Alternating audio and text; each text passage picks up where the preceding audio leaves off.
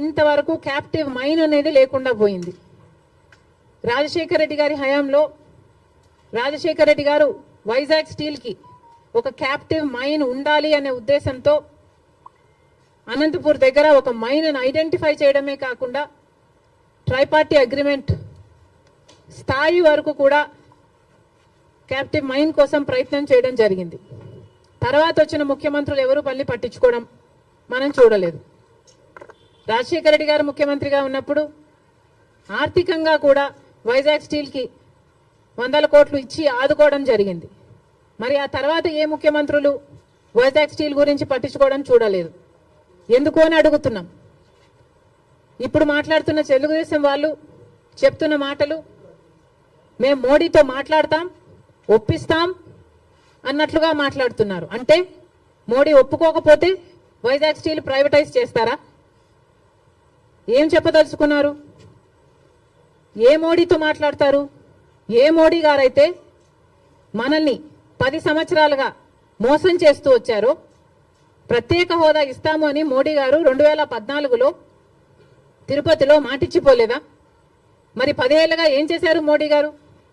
ఒక్క వాగ్దానమైన మోడీ గారు నిలబెట్టుకోగలిగారా?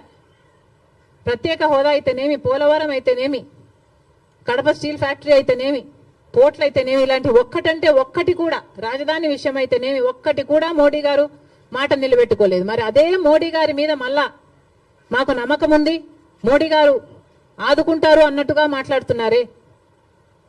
TDP party గుర్తుపెట్టుకోవాలి, రాత్రి పడిన గుంటలోనే పగలు కూడా పడే ప్రమాదం ఉంది. ఒకసారి ఆలోచన చేసి మీరు ఎవరిని నమ్ముతున్నారో, ప్రజలకు ఏం మాట్లాడుతున్నారో, ఏం మాటలు చెప్పారో ఆలోచన చేయండి. మోడీ అంటేనే మోసం, మోడీ అంటేనే వెన్నుపోటు. ఆంధ్ర రాష్ట్రానికి ఇప్పటికే 10 సంవత్సరాలుగా వెన్నుపోటు పొడుస్తూనే ఉన్నాడు మోడీ గారు. అలాంటి మోడీ గారి చేతుల్లో వైజాగ్ స్టీల్ పెట్టడం అన్నది దారుణం. జగన్మోహన్ రెడ్డి గారు 5 సంవత్సరాలు ముఖ్యమంత్రిగా ఉండి కూడా రాజశేఖర రెడ్డి గారికి అంత ఇష్టమైన ప్రాజెక్ట్ అది అని తెలిసి కూడా రాజశేఖర రెడ్డి గారు వైజాగ్ స్టీల్స్ కోసం, క్యాప్టివ్ మైన్ కోసం ప్రయత్నించడమే కాకుండా, ఆర్థికంగా ఆదుకోవడమే కాకుండా, రాజశేఖర రెడ్డి గారు అంతా వైజాగ్ స్టీల్ కోసం చేస్తే ముఖ్యమంత్రిగా ఉండి కూడా జగన్మోహన్ రెడ్డి గారు ఒక్క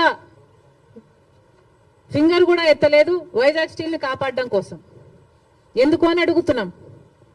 వైజాగ్ స్టీల్ నష్టాలలో ఉందా అన్నట్టుగా ఆ గ్రూపుల ఆర్గనైజేషన్లు వచ్చి మాట్లాడితే, అయ్యో నష్టాలలో ఉందా అన్నట్లుగా జగన్మోహన్ రెడ్డి గారు ప్రశ్నించడం జరిగింది. ఇప్పుడు చంద్రబాబు గారేమో నోరిప్పకుండా వాళ్ళ చేత కన్ఫ్యూజింగ్ స్టేట్మెంట్స్ ఇప్పిస్తున్నారు. చంద్రబాబు గారిని డిమాండ్ చేస్తున్నాం, చంద్రబాబు గారే మాట్లాడాల్సిన అవసరం ఉంది. చంద్రబాబు గారే ఢిల్లీలో మీడియా కాన్ఫరెన్స్ పెట్టి, ఢిల్లీ పెద్దలు కూటమి అందరూ కలిసి వైజాగ్ స్టీల్ ప్రైవేటైజ్ చేయబోము అన్న కాన్ఫిడెన్స్ అన్న మాట ఆంధ్ర రాష్ట్ర ప్రజలకు చంద్రబాబు గారు చెప్పాల్సిన అవసరం ఉంది. ఇవన్నీ